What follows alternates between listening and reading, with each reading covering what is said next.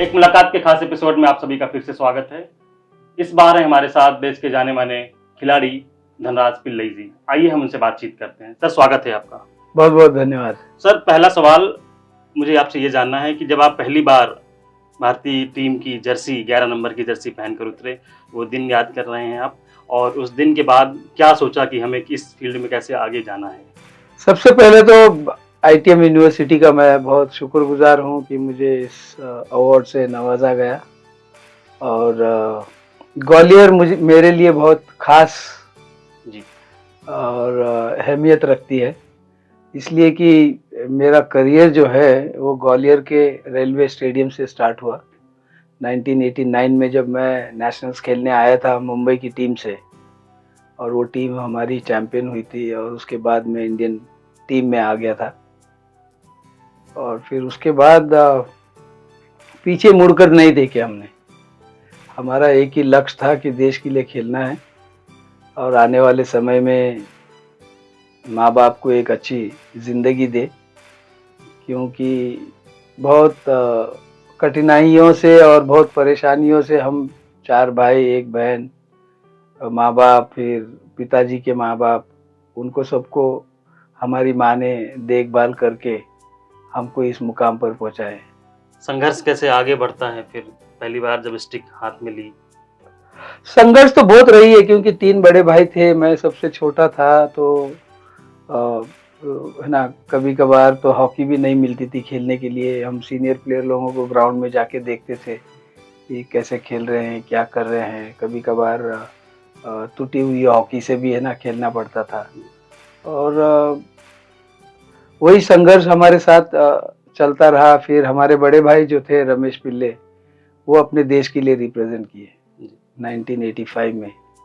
और जब उन्होंने मुझे एक नई हॉकी दी थी, और फिर मैं 1985 में मणिपुर में जब जूनियर नेशनल हुआ था, वहाँ खेलने गया था।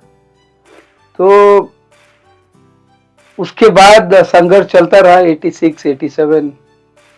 फिर भाई ने देखा कि इसमें कुछ टैलेंट है, तो उन्होंने मुझे बम्बई लेकर गए अपने राष्ट्रीय केमिकल और फर्टिलाइज़र टीम जो है आरसीएफ की मुंबई में, उस टीम से खिलवाने की कोशिश करी, और मेरा परफॉर्मेंस बहुत अच्छा रहा।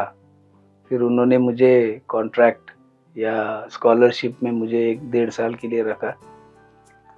और खुशी इस बात की है कि 2 साल का कॉन्ट्रैक्ट होता है, 9 साल में मुझे आरसीएफ ने नौकरी दे दी थी। क्योंकि मुंबई लीग में मेरा प्रदर्शन या मेरा खेल थोड़ा सा उभर के आया, और लोगों में थोड़ी सी पहचान हो गई मुंबई के अंदर। लोगों ने देखना शुरू किया कि ये कौन है, ये लड़का एकदम अचानक मुंबई में आया है और है ना अच्छा नाम कमा रहा है। फिर 1988 में जब मैं पहली बार मुंबई से नेशनल्स खेलने के लिए दिल्ली और लखनऊ गया था, तो वहाँ पे बहुत सीनियर खिलाड़ी रहे हैं। जोकिम करवालो मेरे कोच रहे हैं, फिर एमएम सोमैया, बहुत बड़े बड़े खिलाड़ी, मार्क पैटरसन रहे उस टीम में। और उसमें मैं सबसे छोटा 19 साल का लड़का। और खेलने के लिए तो एस्ट्रोटर्फ पहली बार देख रहे हैं नेशनल स्टेडियम दिल्ली में, और वहाँ पर मुझे है ना जोकिम करवालो साहब और एमएम सोमैया साहब एक कोने में लेकर गए, और वहाँ पर मुझे सिखाने लगे कि बॉल को कैसे रोकते हैं। क्योंकि मैं जब हॉकी खेलता रहा वो ग्रास की हॉकी थी, चट ग्राउंड की हॉकी थी, और फिर जब तुरंत एस्ट्रोटर्फ पे शिफ्ट करना है तो बहुत सारी चीज़ को सीखना बहुत ज़रूरी हो जाता है। और फिर जोकिम करवालो साहब मेरे कोच, और फिर एमएम सोमैया साहब, ये मुझे साइड में लेकर जाकर सिखाने लगे कि बॉल को कैसे रोकना है, बॉल कैसा आ रहा है, उस हिसाब से आपको बॉल को लेकर चलना है, ड्रिबल करना है, बॉल को पास करना है। तो बहुत जल्दी अडॉप्ट किया एस्ट्रोटर्फ को मैंने। 88 में मैंने खेलना स्टार्ट किया, और फिर नेक्स्ट ईयर 89 में ग्वालियर में नेशनल्स था, और पूरा स्टेडियम भरा हुआ था। और मज़ा भी आया फाइनल खेलने में, क्योंकि हम लोगों ने बहुत सारी टीम को जीतते गए, और फिर फाइनल में टीम आई, और फिर हम लोगों ने स्ट्रोक में फाइनल जीते थे, और उसके बाद में इंडिया कैंप में आ गया। आप पूरी यात्रा में ग्वालियर बार-बार आ रहा है और आज आप ग्वालियर में ही हैं और कल आपको आईटीएम विश्वविद्यालय ग्वालियर ने मानद उपाधि से नवाजा है और आपने विभाग जो हमारे आईटीएम विश्वविद्यालय ग्वालियर का जो फिजिकल एजुकेशन डिपार्टमेंट वहाँ वहाँ भी आपने विजिट की। तो क्या लग रहा है आपको कि विश्वविद्यालय का ये विभाग किस तरीके और आगे बढ़ सकता है? नहीं, मैं ज़रूर कहूँगा कि आईटीएम यूनिवर्सिटी ने बहुत अच्छी काम की है, खास करके स्पोर्ट्स में। कुछ लड़के लोगों को मैंने देखा कल बास्केटबॉल खेल रहे थे। बैडमिंटन कोर्ट है वहाँ पे, अभी एक बड़ा इंडोर बैडमिंटन कोर्ट और बास्केटबॉल कोर्ट बनने जा रहा है। तो ऐसे लोग सामने आना चाहिए स्पोर्ट्स को प्रोत्साहन देने के लिए। और ग्वालियर और मध्य प्रदेश बहुत खास रहा है स्पोर्ट्स के लिए। हॉकी का गढ़ अगर हम बोलेंगे तो भोपाल रहा है। ओबिदुल्ला खां गोल्ड कप होता था वहाँ पे। बहुत सारे ऐसे खिलाड़ी वहाँ से पैदा हुए हैं, इनाम उर रहमान साहब, असलम शेर खान सर, उसके बाद में जलालुद्दीन साहब, फिर मेरे साथ में शमीर दाद खेलते रहे, अल्ताफ उर रहमान खेलते रहे। तो बहुत सारी ऐसी यादें हैं मध्य प्रदेश से, क्योंकि मेरी माँ जो है वो जबलपुर से आती है।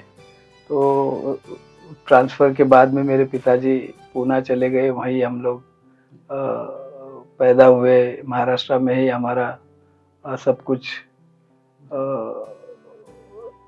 मिल गया हमको महाराष्ट्र से। आपने पूरी एक युवा जब आप युवा थे तब आपने अपनी करियर की शुरुआत की। आज का युवा हम देख रहे हैं, अधिकतर युवा डिप्रेशन का शिकार हो रहे हैं, बेड रोटिंग का शिकार हो रहे हैं, मोबाइल में रील्स देख रहे हैं। उन युवाओं के लिए क्या संदेश? मैं यही कहूँगा कि मैं जब भी जाता हूँ, पिछले 20-25 साल से यही कर रहा हूँ, यूनिवर्सिटी या कॉलेज या स्कूल या एकेडमीज़ में जब जाता हूँ तो यही कहता हूँ कि कम से कम 1 घंटा 1.5 घंटा आप है ना मैदान में बिताएं। माइंड एकदम फ्रेश हो जाएगा आपका। ये इसलिए कहता हूँ कि आप फिट भी रहते हो, और जब आप जो चीज़ करना चाहते हैं उससे आप अगर संतुष्ट है तो पढ़ाई में भी है ना आपको बहुत ध्यान लगाने की बात आ सकती है। तो इसलिए माँ बाप की भी जिम्मेदारी बनती है। और sports also can be taken as a career, क्योंकि मैंने बहुत सारे ऐसे खिलाड़ी देखे हैं कि 17, 18, 19 साल की उम्र में राष्ट्रपति भवन में जाके अर्जुन अवार्ड या राजीव गांधी खेल रत्न अवार्ड या पद्मश्री लेते हैं। तो मुझे लगता है कि माँ बाप अगर अपने बच्चों को सही तरीके से और सही गाइडेंस दे तो अपने ही घर में एक सचिन तेंदुलकर या लिएंडर पेस या कपिल देव साहब या सुनील गावस्कर या बहुत सारे ऐसे पीटी उषा मैडम भी निकल सकती है, या वंदना कटारिया निकल सकती है, या फिर रानी रामपाल निकल सकती है, या श्रीजेश निकल सकते हैं।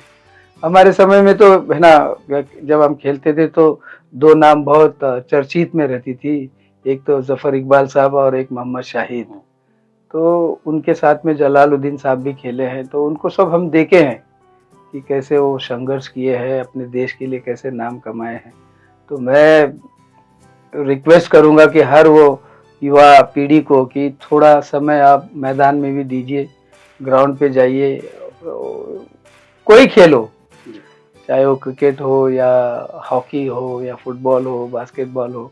ये लीग आने से जो है युवाओं को बहुत फायदा मिल रहा है, चाहे हॉकी लीग हो, क्रिकेट लीग हो या बास्केटबॉल हो, बैडमिंटन हो, शूटिंग हो। बहुत सारे लीग स्टार्ट होने से फैमिलीज को भी बहुत बेनिफिट मिलता है। कुछ ऐसे युवा लड़के हैं जो गरीब घर से आते हैं, लाखों में उनको है ना लिया जाता है एक फ्रेंचाइजी की तरफ से। तो मुझे लगता है कि खेल खेलना चाहिए।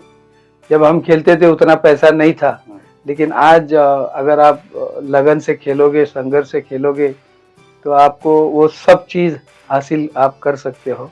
क्योंकि एक एग्जांपल मैं खुद बैठा हूँ यहाँ पे कि मैंने कभी सपने में ये नहीं सोचा था कि राष्ट्रपति भवन में जाके अर्जुन अवार्ड या मेरी माँ को राजीव गांधी खेल रत्न पुरस्कार से नवाजा जाएगा और पद्मश्री लेने के लिए बहुत बड़े बड़े डिग्निटरीज बैठे रहते हैं, प्रधानमंत्री से लेके, और सामने प्रेसिडेंट ऑफ इंडिया खड़ी हैं और वो आप कारपेट पे खड़े होते हैं तो तभी पता चलता है कि आपने अपने देश के लिए बहुत अच्छा काम किए हैं, इसीलिए आज आप राष्ट्रपति भवन में इस अवार्ड को लेने के लिए आप आए हो।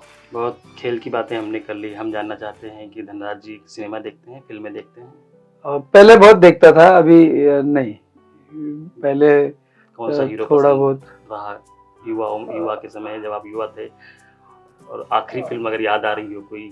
क्योंकि हमने आपके जितने भी वीडियोज़ हम लोग मेरी देखते हैं। पहली फ़िल्म थी, ब्लैक एंड व्हाइट में थी, दोस्ती।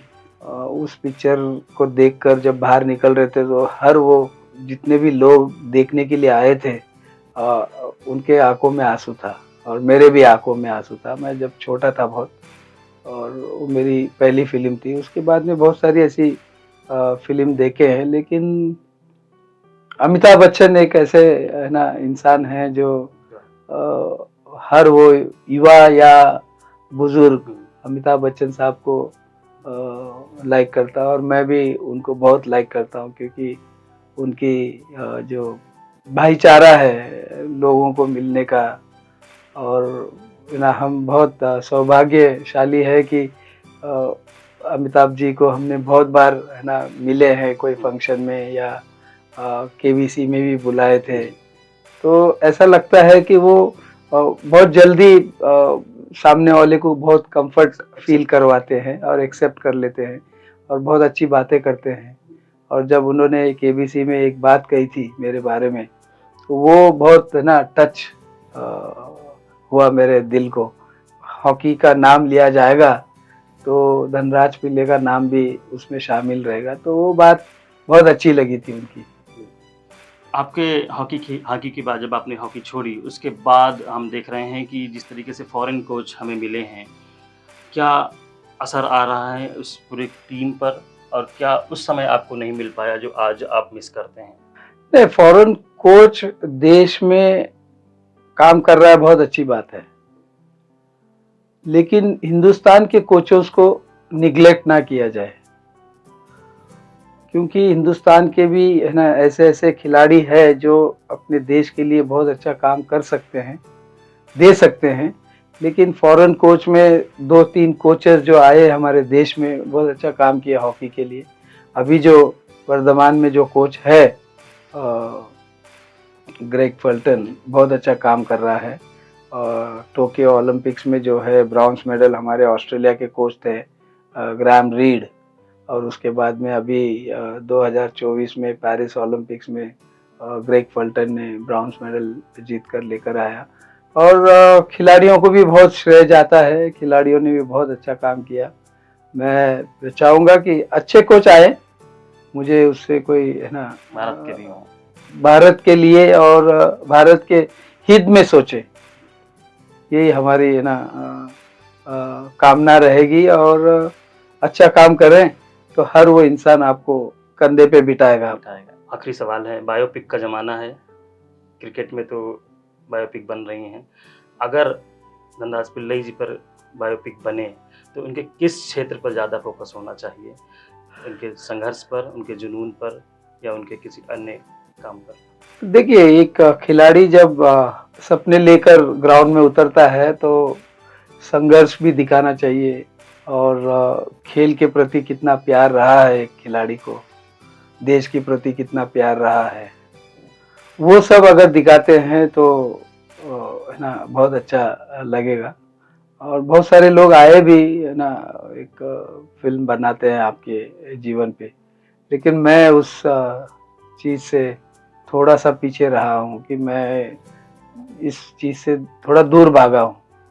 मुझे फिल्म में अपना बायोग्राफी या अपना फिल्म बनना, वो मैंने कभी सोचा नहीं। सोचा भी है, लोग आए भी मेरे पास कि फिल्म बनाते हैं, लेकिन मैं उसको टालता गया कि नहीं, ठीक है, लोगों ने जो प्यार दिया, जो इज्जत दी, जो सम्मान दिया, तो उससे मैं बहुत खुश हूँ।